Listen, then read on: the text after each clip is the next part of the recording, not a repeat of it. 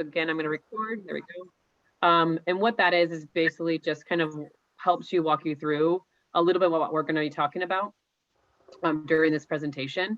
And please stop me if you guys have any questions. This is very personal. I did have some people actually hire us to come and do this with a bigger group on their own time because it was what they wanted to have to work. So that's kind of where this training is. So please know this is a easygoing. You don't have to have your cameras on. Does not bother me. And I'll make sure I make it as personal. And I love that we have students here. So thank you, students, for being here. So thank you, Kristen, for making that happen. Super awesome. I'm going to show you a couple things. Every single thing I'm going to show you, I will be honest with you on if there's an extra charge or whatever else, because I'm not that person who likes to, oh, I got one more person. There we go. Tammy's coming in. But everything I have, it's all easy stuff that you can easily do to be able to have. So let me get this in present mode.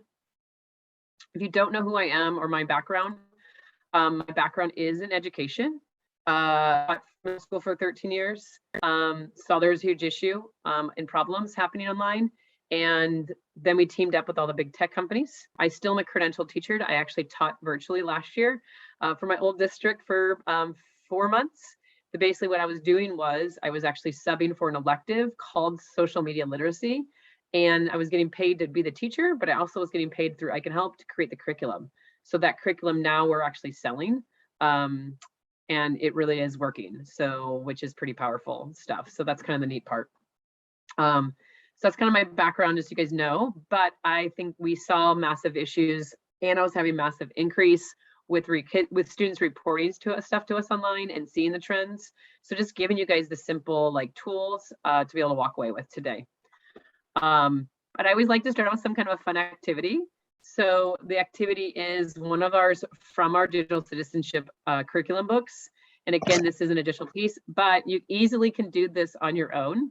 What we usually do is we either get staff or we get students in a fun kind of way. We have them swap phones and they have to find out what can they find out about them off of their phone.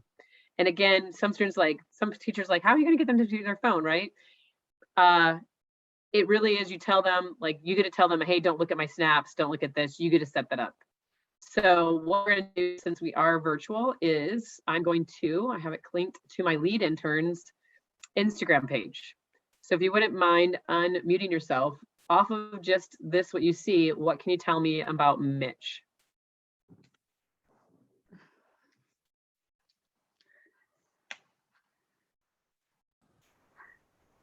You guys, you could go find him on Instagram, man. Mitch is in love. He's in love. Okay. What else? Graduating in 2024. College student. Been to a concert.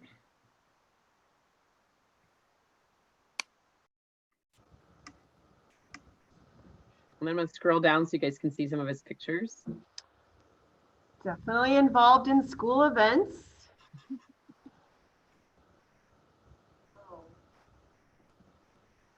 He likes yellow. He does like yellow. That's what Emily says. I think that's Iowa color too, right? It Has is. a great smile. He travels. Tattoo. Is that a hummingbird tattoo? Or a Mockingjay. mockingjay, maybe? It says the Mockingjay symbolizes many aspects. Nice. And then if you notice, I can come up here and I can even go on here and see what he has on these things, right? I can click on this. I can see what he has on his story.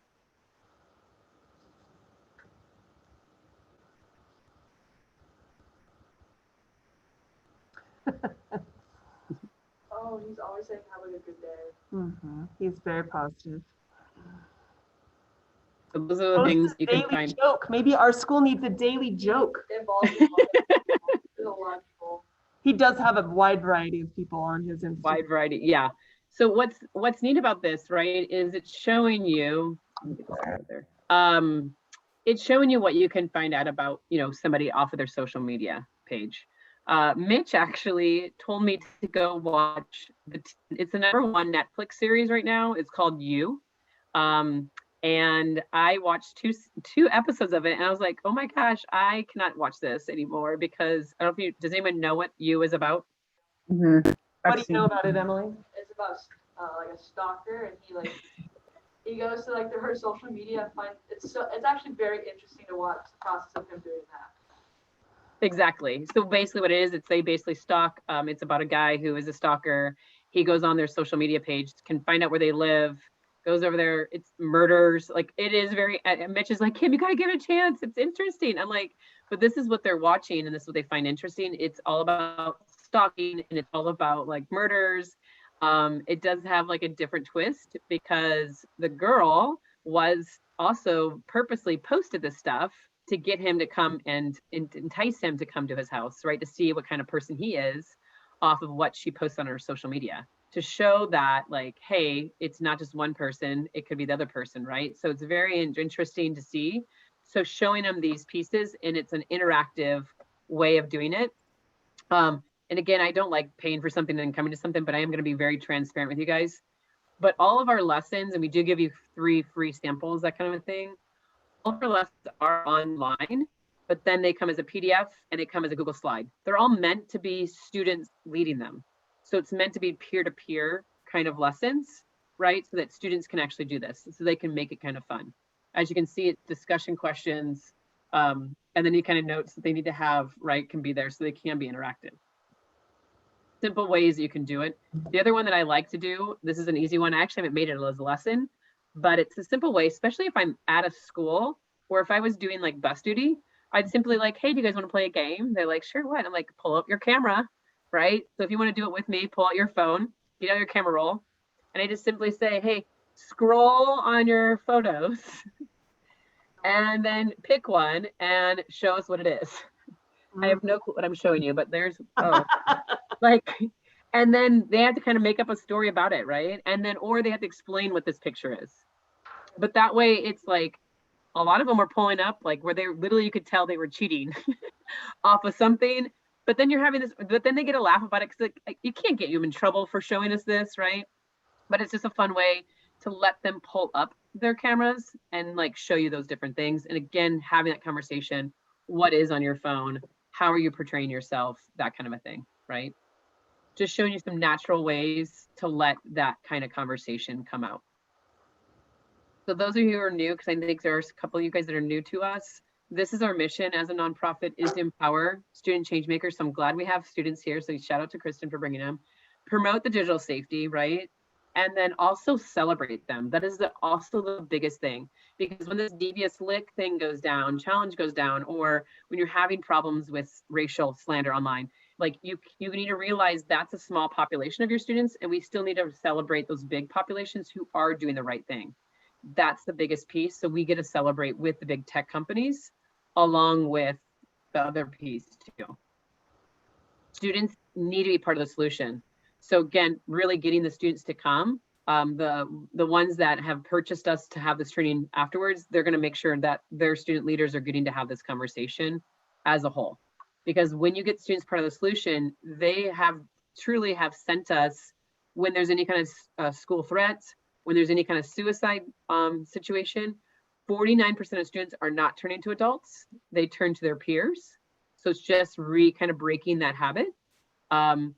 They've turned in negative sites to us. They've been helping us take sites down, and then they're creating that positive content, and that's what you want them to do, right? So if we can get them there and get them to be part of the solution, and how we are successful as an organization is we literally have interns. This is actually is getting updated right now, because we've actually, COVID was good to us in the internship world, because we've actually tripled our numbers of interns, and we're more relevant because now we have students across the nation who tell us what's going on. So we know about things like cancel culture, and we knew about devious lick before it was a problem, like a huge issue.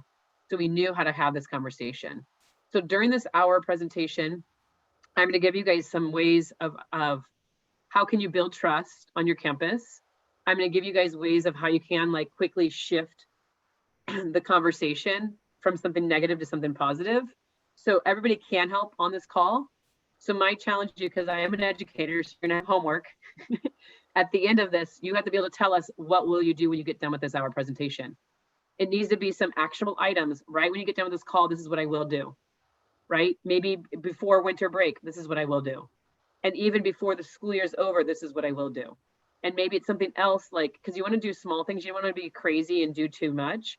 Hey, what can I do the next school year? Right? So even breaking it down that way, it just makes life, trust me, this is a giant beast that I'm having to deal with on a regular basis. How do you do that? It's small bites at a time, right? And getting that kind of a piece. So just realize you got to take those baby steps. So like I said, conversations before issues. Conversation, conversation, conversation. So we constantly are having conversations with students, our interns, or when we go to these trainings, I'm constantly having conversations with them. So I know what the issues are, what's happening. We knew about cancel culture before it was even on the news. We knew about Black Lives Matter being a problem before it became a problem, so we could support because our students saw this was going on their TikTok. Like they were like, Kim, this is becoming an issue. Like we're seeing this as a trend. So like this is a girl who made a racial comment. People then started throwing her address out there, started throwing her, every single information out there. We knew how to help these students and how to help these schools because it still is even though she's in the wrong, like it's still a human. We still need to support them. This one, same thing. They were pulling up racial, like making things into racial things from 3 years prior.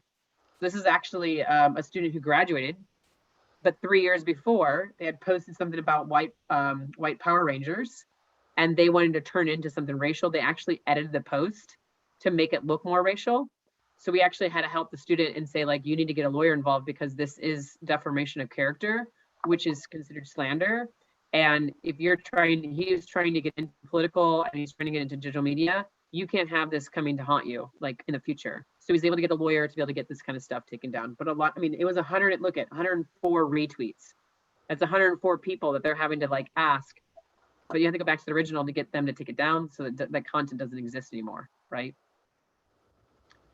So how do you do that, right? It's teaching that we call them digital first responders because this is what resonates with students, right? Because calling an upstander, they don't know, what does that mean? What do I do if I'm an upstander? But when you're a digital first responder, it just makes sense to them.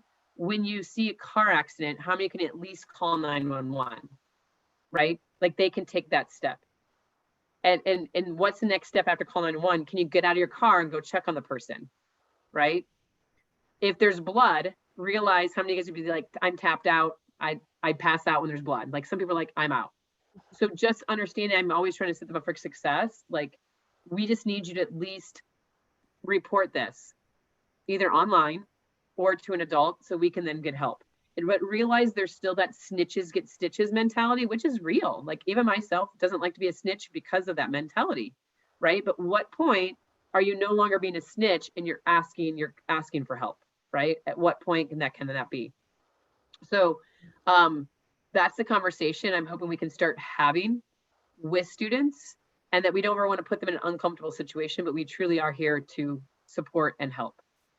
And I don't see their TikToks. They're on a different For You page than me, right? I don't see their snaps. I don't see what they're seeing because that's a different world. And we want them to have that world, but we also need to make sure that they're being safe in that world because it is affecting their educational purposes. Here's a story just to kind of kick it off, just make sure you guys understand their world. A girl and a boy broke up. So the boy goes on his Twitter and only says it on his Twitter is like a subtweet. What a subtweet is where you don't at anybody, you don't say anybody. He simply says, hey, a beautiful girl is nothing with a trash personality. How does she respond? Because she sees this on his Twitter, assuming it's about her, but doesn't know, assumes it's about her. She simply says, if my personality is such trash to you, then why are you in love with me? He responds, but again, they have no clue. Like they're not tagging each other. It's a separate conversation on different Twitter threads. He then responds, hey, too bad that tweet wasn't about you. Back at hers, underneath hers, only one like. She then tags a bunch of people and says, why did you stick around for a year? LOL. And then she finally tags him. The biggest thing is making sure they understand is this, right? Never make permanent decisions with temporary emotions. They're both don't even know if they're talking about each other, but they're just both upset. It's just like, how many of you guys have heard like the whole, oh, they rolled their eyes at me. How do you know that they actually rolled their eyes at you? Right? Are you making a permanent decision with temporary emotions? And talking that through. And here's the awkward, because I'm the queen of awkwardness. The awkward moment is, I actually was at a school that this young man was at, came down saying, those are my tweets. Just so you know, I make sure that both of these students were public. I blur out their tag names. I blur out their faces. As you can see, I always do that. If you notice when I tell the stories, I'm not saying, oh, he was such a, he was such a jerk, or he was so mean, or whatever else. I never talk about that. I just tell you the is, right? I just kind of set it up that both of them are being hurt, and they're both making permanent decisions with temporary emotions. So when I asked him, I said, if you want me to take this down and not use it, he's like, nope. He goes, I have a phone call I need to make tonight.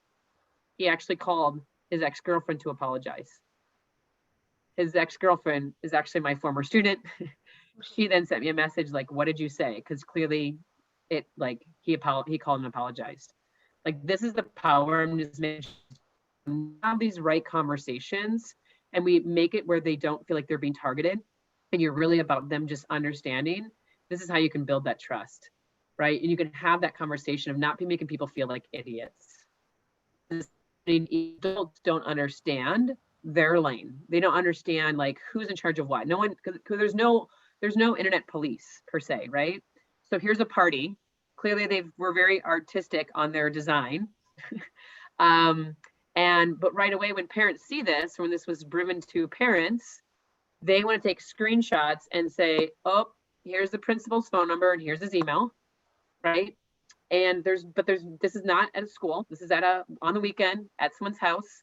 No one's wearing school attire, but this is now the school's fault.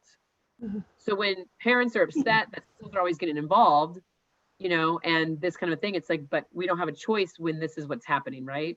And it's making sure they understand what's happening and like knowing their lane, like knowing who's in charge. At one point, we have to walk side by side. So our company really tries to really praise on like, we've 100% walk side by side with students.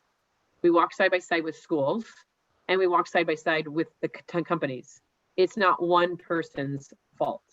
We all need to do this together. I love that Facebook has now chose to change their name, because I get it. Facebook has this negative connotation. It's giving them a bad name, or it's not just Facebook's problem.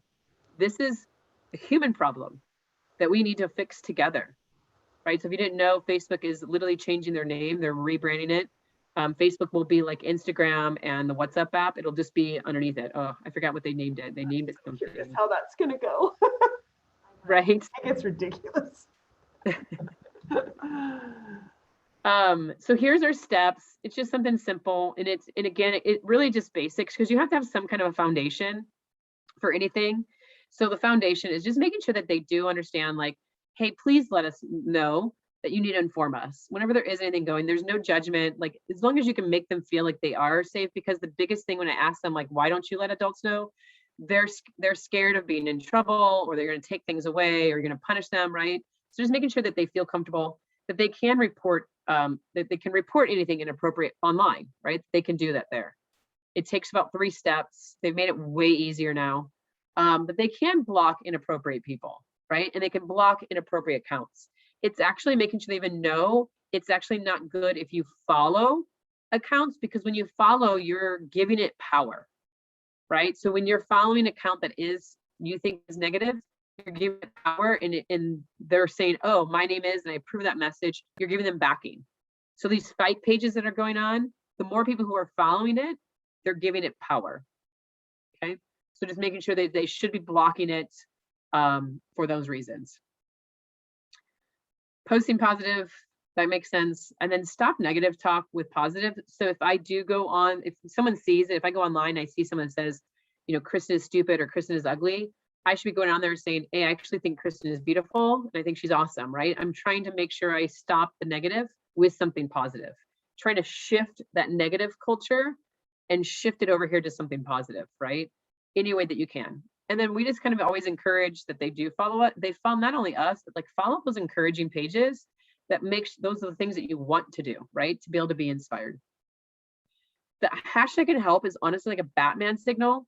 like, hey, we're here to help you. It's an easy way that students have actually said, instead of being like that, they don't want to be that mom that says, you shouldn't be posting this, right? They didn't want to say that because they're like, they don't want too mommy. They just simply go, hey, hashtag help. And honestly, their friends are like, oh, I probably need to take this down. So it's just that simple reminder. Some schools have actually changed the hashtag.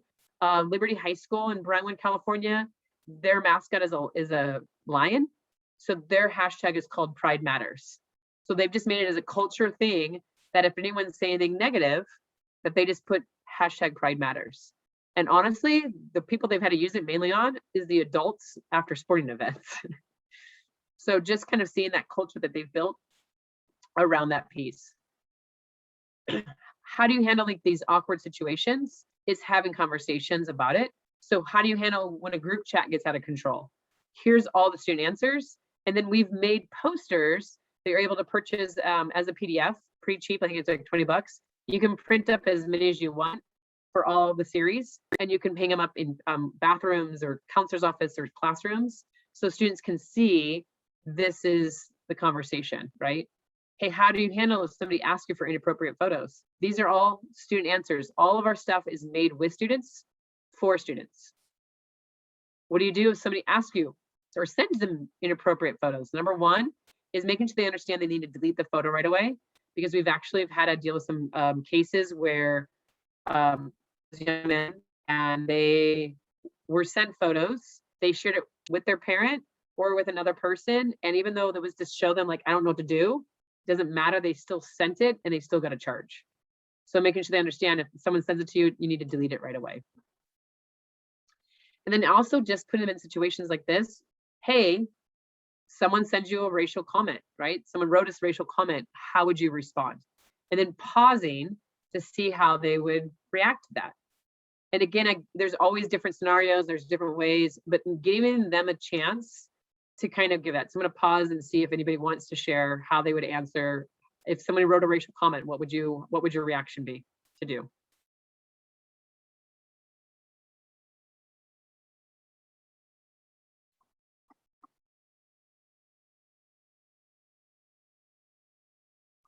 Anybody want to answer?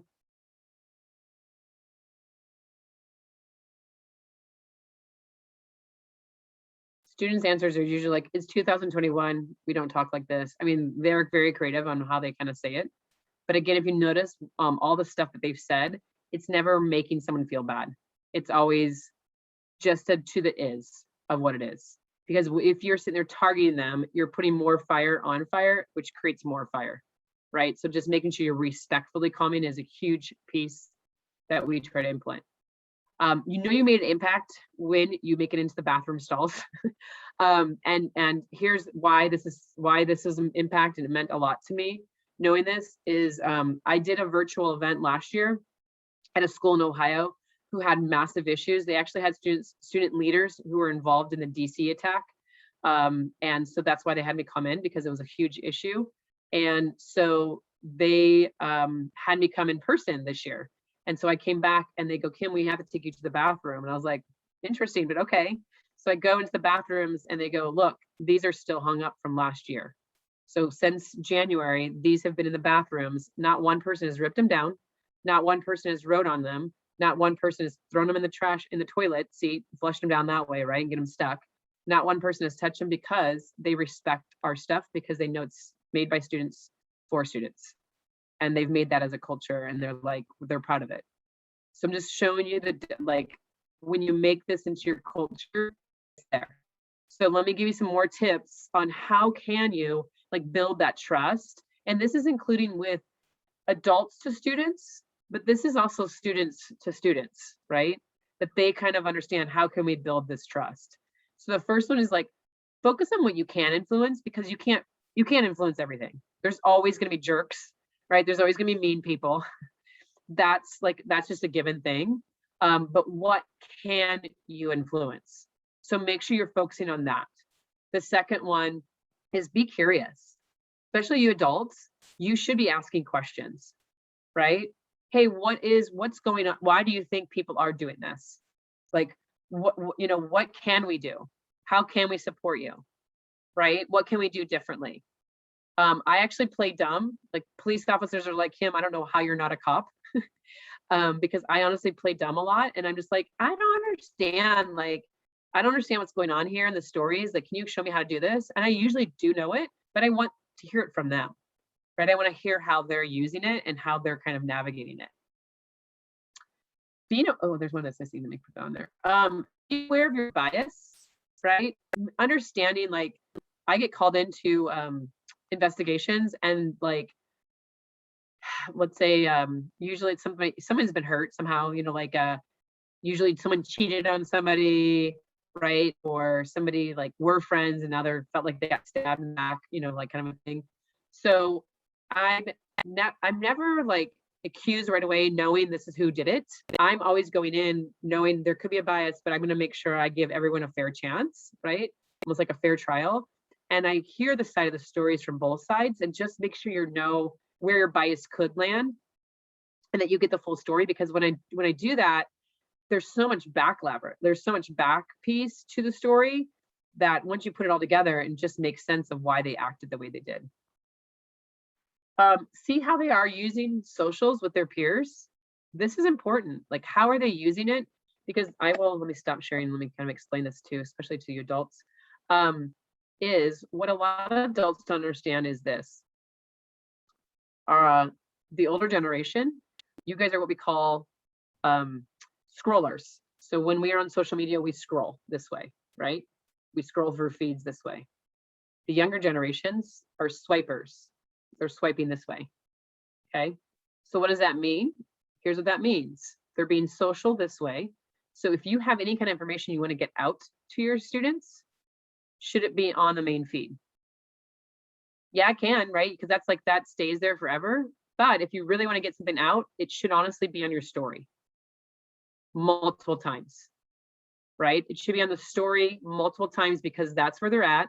That's where they're wanting the information. That's where they're going to the story, right? That's how you want to engage with them as well on the story, is making sure they interact. Did you see her? Did you see her? Even just put on the story, hey, did you see her new post? And then have it linked there, and they have to say yes or no. So now you make it engaging, and it makes them want to actually click on it to see the new post, right? So just understanding, that's what I mean by see how they are being social with their peers, or how they're even using social media. So a lot of schools only have Facebook or Twitter accounts, but honestly, the two best spots right now to get information out to students, number one, that a lot of schools don't have, is TikTok. That's number one. Number two is Instagram. So right there at the end, if you're not using Instagram as much, maybe that could be your I will statement. Hey, I will make sure I start using more of the stories on Instagram to get my information out, right? Hey, I will even look at making a TikTok.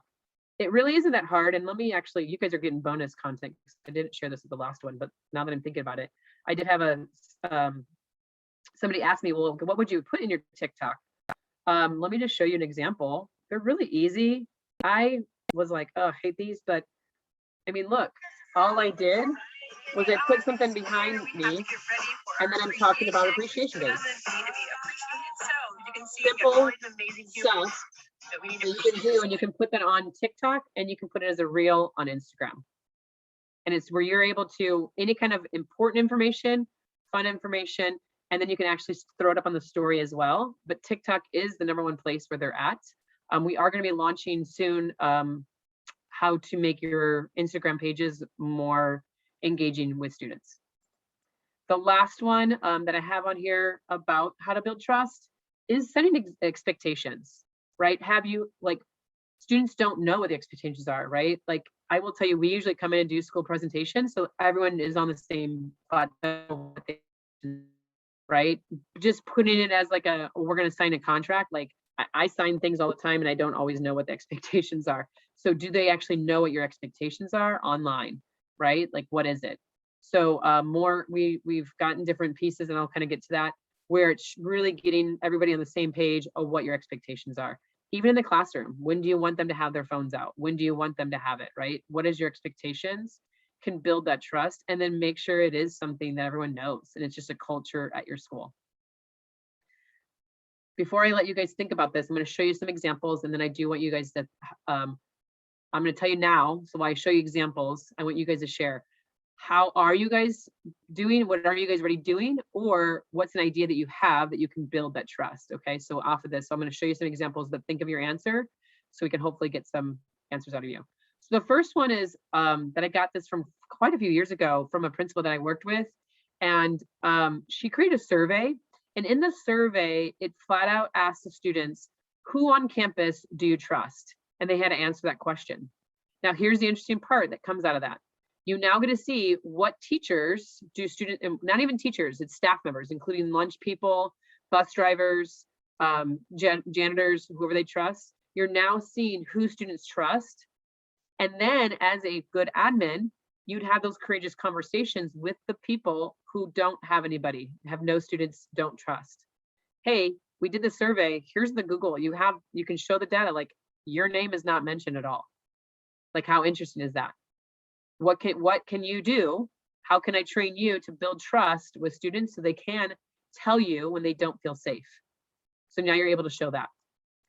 The other thing that's neat about these surveys is if something does go down with a certain student, right?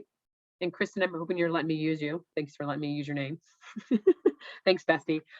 Is if something goes down with Kristen on campus, I as an admin can now go to her trusted person on campus, which would be Justin. Hey, Justin, can you check in with Kristen for me? Like, something went down, I can now tell him, and now I can ask him, you're the trusted person. So now we can have it where it's multiple people can help that person, and now you have that data. So with our social media literacy class that I made last year, it was so helpful because I made a pre-survey to see, hey, who has devices? What are you using? It was just a pre-survey. How old were you when you had your first device, right? So then I can see that. What are some of your rules that you have at home? So I was able to see that because I want to see what because some parents have rules and some parents don't have none, right? But then I also was asking them, hey, who do you trust on the campus? And it was really interesting to see because now I was able to use that when I needed to, right? So simple things you can do to build trust. Here's the other one. When we dive into suicide, if you don't know this, suicide is number 2 cause of death nationwide for 10 to 24-year-olds, right? When we were looking at suicides and even who was creating the fake pages, there was a lot of connection to gamers because gamers are the ones who are spending hours after hours after hours in their rooms by themselves. So then they're the ones who come up with these ideas. So what a school did, this is genius, they've created esports at their school. So now instead of them being in class or in the dark, basements or wherever else, rooms by themselves, they're now in a classroom as an actual sport, screaming and whatever else. It's actually the cheapest sport. All you need is a space for them. And you need to buy, if you see this in the classroom, all you need to buy is some black lights because they want the lights turned off with some black lights. One principal did make a logo for them. He paid for a logo and then had it painted in the room. But now they're treated like they are real sports and they're celebrated like real sports. So simple way that they were able to build that trust by creating this, getting them out of the things and be able to make it a social piece. Making part of your culture, right? Posters, flags, even this, I love this. We have this as an extra. And that's where it's, hey, what is your favorite TikTok? It's not just staff, it's students, and showing up so that they can see like, hey, some of our staff is on TikTok, right? Like your people are on there and it's getting to feature them. And then you're going to see the common interests like, oh, wow, I didn't know like that you follow this TikTok. I do too. So having those kind of different pieces, you're building that culture on your campus. So I'm just going to pause off of those ideas. Does anybody want to share any examples that they already do or from those ideas, something that you could do? Does anybody have any ideas?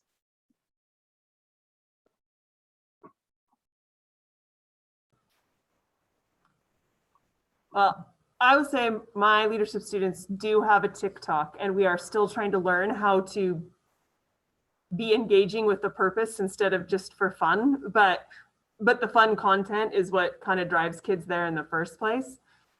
We were actually talking earlier in this meeting with my students about how Last year, I got forced into using Instagram stories for school, and you're right, that I don't use stories in my personal life, but that is where the students see content. So yeah, love you it. just need to take that feedback from the kids if you want them to see what you're posting.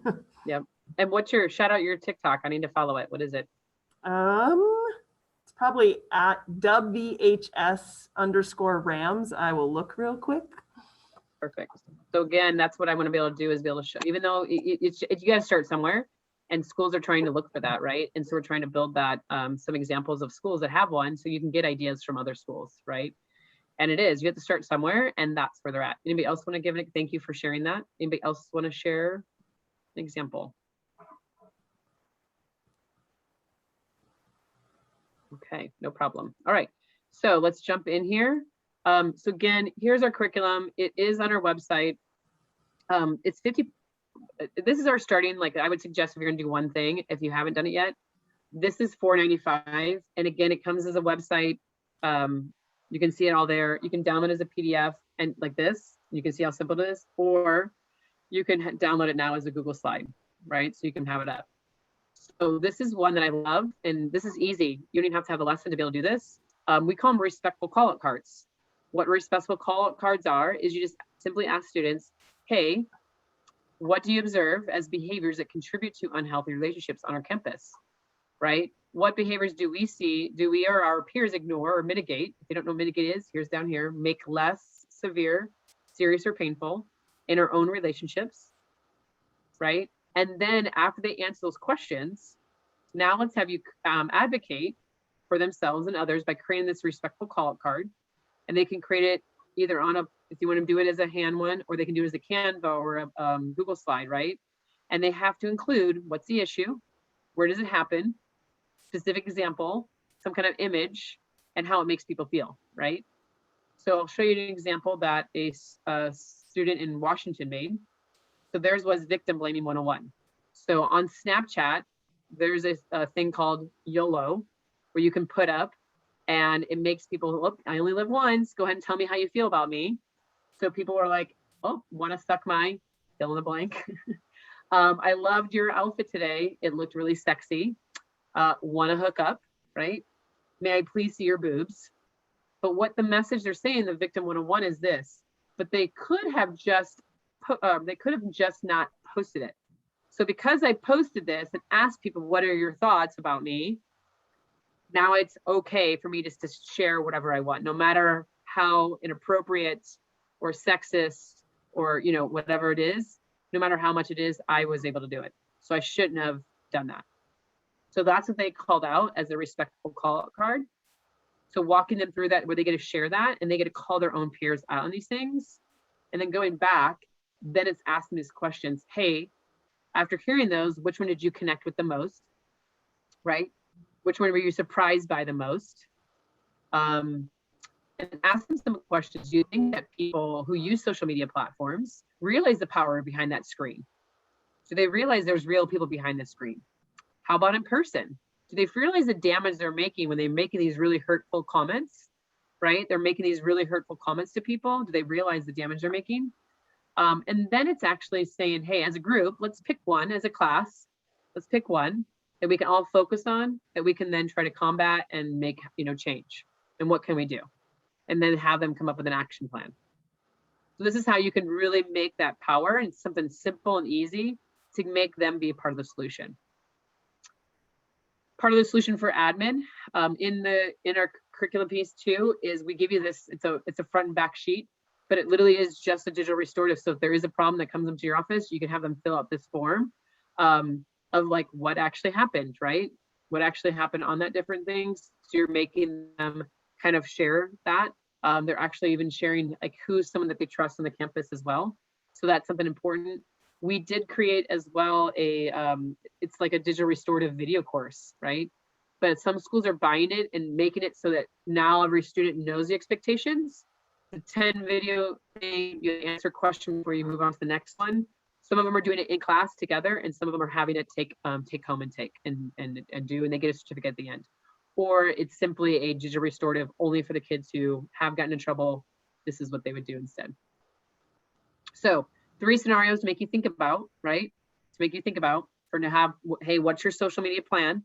When you have a social media plan, everyone knows if one of these 3 things go down, your students know exactly what to do. If any of these go down, they know exactly what to do. That would be emergency plan.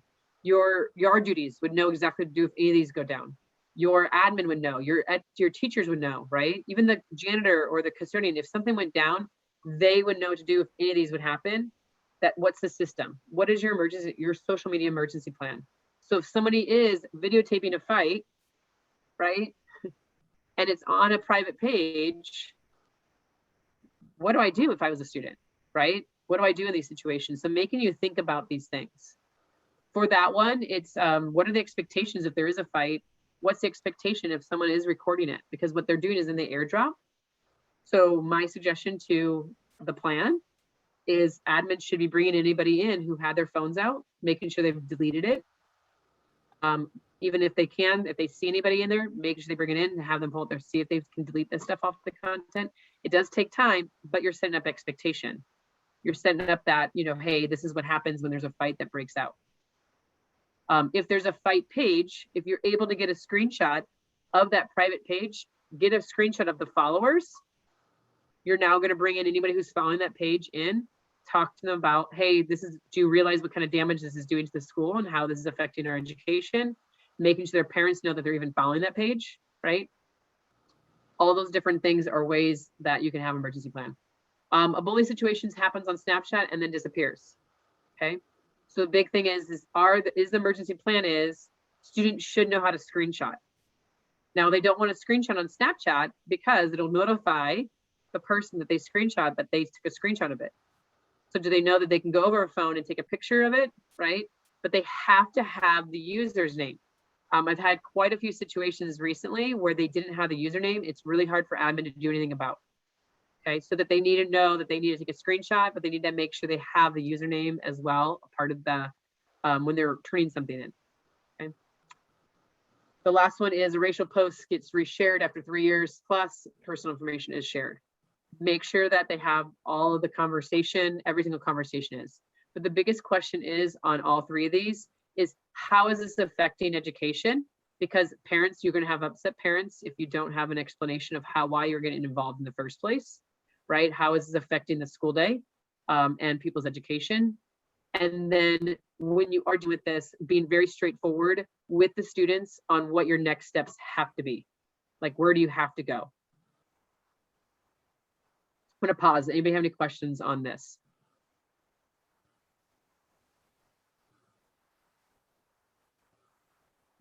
Perfect. The other piece that I'm going to give you off of this is we have this as a photo. So it's easy if something does go down, if you ever have a fake page or a hate page, it's a photo that I just text out to students and staff and admin, ask them, hey, can you help report this? Can you know what I mean? These are the steps that we want to take if something comes up. So that's where I will send you this graphic where it's just a photo.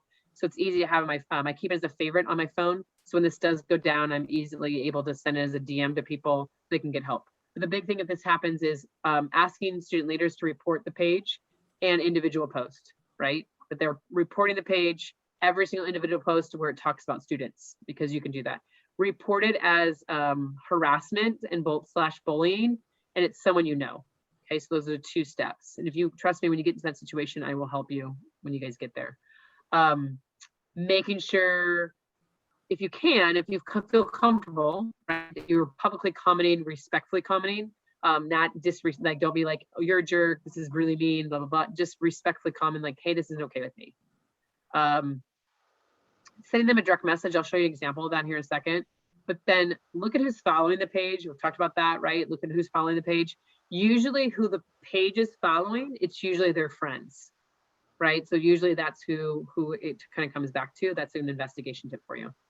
And then the last one I have here is sending a letter home, explaining, hey, here's the page. So when the devious link was coming out, making sure you send a letter home to the parents. Hey, this is a challenge that's going on. This is what's happening. This is a trend. If you can please help me have this conversation with your child, sit down with them. This is the hashtag. This is the page, whatever you want them to kind of look at, so that the parents can actually know that the trend, so they can have that conversation. So again, here's all the devious links. But when you have that, know what the trends are, and you have conversations, right? Having that conversation before issues, students knew this was going to be an issue. So then they started doing the Angelic Yield Challenge, right? Where they started decorating the bathrooms, making it look nicer. And the principals that we work with, what they did, we talked to them about is clean the bathrooms, make them look nice right before the high traffic time. Because usually when the bathroom looks nice, they're less likely to damage it. Because they're like, oh, Anna, that's my custodian's name. Anna was just in here, right? Like it's more or less likely to get dumped. So just even simply changing the scheduling right before big traffic times to get them to kind of go in there, right? The other one that they did was devious sips, where it was like get your teacher a Starbucks and buy them supplies. So this was now new trending because they saw this, they didn't like the negative. They wanted to then, there's more people that want to be positive. They made this the new trend. So shifting that focus from one, shifting it on something else. Students and staff were targeted, right? So these, what happens is a lot of times people will send me DM messages. Sometimes I don't know, I've never worked with them before, but people tell them about us. So this principal, this vice principal came to me, he's from, oh gosh, he's from Boston area. And he was like, hey, this has been up for, this student keeps making this page, it's been up for almost a year. Cops are involved, but I can't get this stuff taken down. So within literally a half an hour, I was able to get this page down. I was able to get this one down. And here's the secret. What I do is I just DM them. And honestly, these students who are doing this stuff are usually hurting. They're usually hurt students, are usually hurt people, hurt others. So when I send them a DM from our I Can Help account, I say things like, hey, I tell them hey, the site has been reported, right? And then I make sure I tell them later on, I did tell them over here, I'm like, we're in really dark times. Like, how can I help you? And they usually are really negative to start off with, but once they know, like, I'm not out to like attack them, I'm just seriously here to help, then they change their tone and they do take it down. So, and the cop actually wanted these screenshots to say like, hey, what did you do? I've been trying this case for like, 8 months and I've been able to get it down. If you simply are doing that, so same thing. This one just happened this weekend. It was Heritage High School perverts. So they wanted to know, this person was exposing this one boy. They had probably about 5 pictures of him on there, and they only had 3 followers. But I just went on there and was like, hey, basically this isn't okay, right? And then they told me their concerns. I was like, hey, we're here to help you. Like, let's help you handle this the right way. And they did take the post down, right? And then the last one I helped this weekend was fights. I feel like that's a big one right now. So again, just telling them, hey, this is the is. You can get, every single person who's in these fights can go to court because it is disturbing of your things. We're in really dark times. Can you do your part? They told me some bad words, but they actually did take every single post down. Just showing you some examples of that, because they do roast, but here's their mentality when they roast. It's, well, all of them gave me consent, right? So again, going back to that like yellow thing, well, they sent in their picture, so now it was okay for me to roast them and say whatever I wanted to them. But again, focusing on who the followers are, so that you can bring them in, saying like, should this be should this been a site you should have been, following.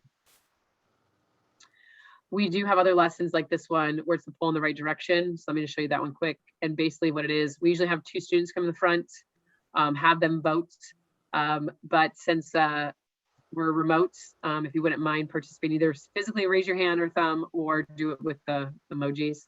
Who do you think is taller? Who do you think is taller? Go ahead and raise your hand if you think it's Mallory. By the way, Mallory's our lead intern from last year. So raise your hand if you think it's Mallory, or raise your thumb if you think it's me. Who do you think is taller? Go ahead and lock in your votes. Okay, perfect, thank you. Who do you think is more athletic? Who do you think is more athletic? Go ahead and lock in your votes. Who do you think is more athletic? Okay, I'm gonna let Mallory know I'm kicking her butt on this poll. And Us Magazine called, they want to know who wore it best. So who wore the I Can Help t-shirt the best? Go ahead and lock in your votes. Lock in your votes. Let's see. Oh, got it. Mallory finally got her vote. Okay, Mallory. Oh, she finally beat me on that one. All right, I'll let her know. And last one, but not least, of course, is who do we think is hotter? Who do we think is hotter? Go ahead and lock in your votes. Justin is not going to vote. I'm so offended, Justin. But again, going back and then showing you how this is, right, is asking the two students who were voted, what did it feel like to have to get voted on? Mallory hates this because she knows she's actually shorter than me. She sees herself as not as athletic because she's a dancer. I'm like, how do you not think you're more athletic? Like your leg can go up here like this. I can't even get my leg up, right? But we constantly are comparing ourselves to others. And then asking the students, hey, what did it feel like to have to get voted, to vote? And most of them, it says, hey, it was awkward at some point. Well, why was it awkward? Well, you were right there. Would you have voted if I wasn't right here and it was online, it was behind a screen, and now you got them right for a lesson? Polls are always fun. Like polls are on Instagram and they're on Twitter. They're great. You can use it for all kinds of stuff for your school, but making sure they understand when you get uncomfortable, should you participate? Same thing, pages, like having another page is fun, but when it's something like a fight page, should you follow? When you're following that, something negative like that, you're encouraging bad behavior. It's a simple way of getting that to come out. The other one that I think is great that we've done is we created a scavenger hunt, like a safety scavenger hunt. So it can be a fun way to know, can they do this? So Kristen, you've got students. Do they have their phones out? Are they still with you? They got their phone out? So the student that I have left with me today is an amazing unicorn, and she does not actually have social media. Oh, I love it. I know. Yay, Perfect. Caitlin. But I love this. I'm going to try this with my leadership class. So thanks for sharing it. Yeah. So what it is just but what's her name again? What's your student's name? Caitlin. Caitlin. So again, so thank you for doing that. So what I would do, because I taught, middle schoolers and even high school students, when I do high school, there's always someone who doesn't have a phone or doesn't have Instagram, but you still want them to participate. So a couple ways I've done it. I've done it. I've had anyone who doesn't have a phone comes to the front and they're now my judges. So you can have a real true competition, right? And they're looking for who can hold up their phone the first when you call out the first one, or they're in groups. And that way everyone can have a phone and they're in groups, and then a group has to find it and then they're able to kind of see it. So it depends, two ways you can handle it. But then you would just call out, hey, who can go to where you can remove a follower, right? Like, how do I do that? And then whoever holds it up first, and once everybody's done, then have that group or that person explain to the group how to do that. Okay. I've done that with TikTok. I've done it with even like when Among Us was big. When Among Us was really big, I made my students like, okay, if you're going to be on this game, do you guys know how to block somebody? They're like, no. I was like, let's find out how to do it really quick together. So make it as a competition. And then again, whoever doesn't have it on their phone, let them participate by being the judge, kind of a thing. Great idea. Again, the social media literacy course, this is what we created last year. I've got quite a few high schools that are using it. They've taken some pieces in with health for this year, and then they're going to roll it as an actual class next year. Or they've used it in like their link crew, different stuff like that. And then middle schools are definitely using it as an actual elective class, kind of a piece. And as you can tell, I've created it where the units are all what they understand, right? The personal branding is huge, like that. I mean, making sure they kind of understand that. I don't use digital citizenship, and I know that's what we have to cross it off on the school side, but that's not what resonates with students. Okay. And then we do have an admin course to teach you about policy, to make sure your policy, and to go in more in depth about the investigation part. Kind of what you went through here today is what's in the investigation there. And then it is just simply asking you guys like, hey, each of you guys in here can help. So what's one thing that you guys can take back that you got from this training today? So let me just pause. Let me get you guys to answer if anybody wouldn't mind sharing that. I'll go ahead and share. We've come into Elton Gregory. We haven't had an Instagram account, and that's been on our to-do list. So actually, while this was going on, I was creating that account. So I'm got my to-do done. And then Megan was texting me. Just love that idea of kind of there's negativity out there, coming up with a hashtag for kids that they just respond. So kind of thinking about that. And then just by circumstance, it wasn't a fight, but it was these kids doing these wrestling moves and kids recording it. But from the video, it looks like it's a fight. And that's what kind of the, word around campus was today. And one kid actually got hurt doing this. So just that idea of, where being thoughtful and getting kids to right in the moment, start deleting those videos, because it's not a huge deal. I'm hoping it's not going to turn into one, but it really made me think when you talked about that.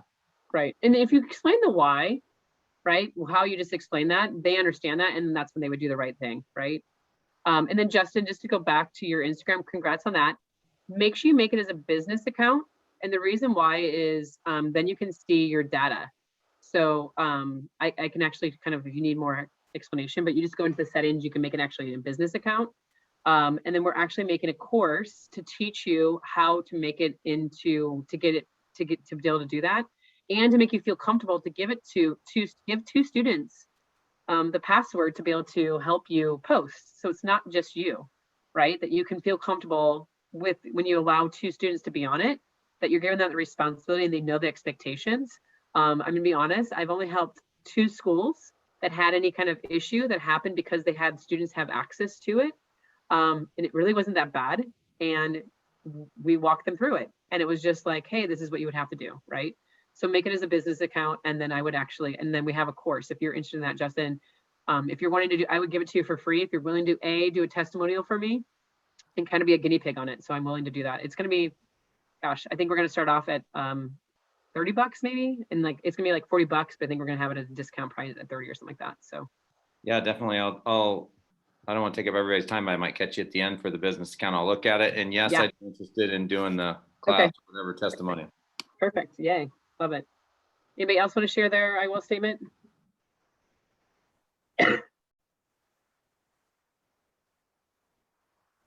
Everyone's like, do I have my account as a business? I will have my Link Crew start a TikTok account. Perfect. There you go. Love it. And make sure you tell me what it is so we can follow it. Okay. Yeah. Love it. Anybody else? I think we're gonna work, by the end of next month, we're gonna have our own hashtag. I like still teaching a hashtag I can help, but I like one that's specific for our school as well. So we'll get that going. And then we're going to come up with a title for you for your club. Yes, I still want to kind of work on that. And then, yeah, using more of this curriculum with leadership students and in a couple of other venues. Yeah. Thank you Hey, I'm for proud of you bringing guys. it all fresh to our minds again. I appreciate that. Yeah, absolutely. Any final questions that you guys have? I'm going to stop recording too.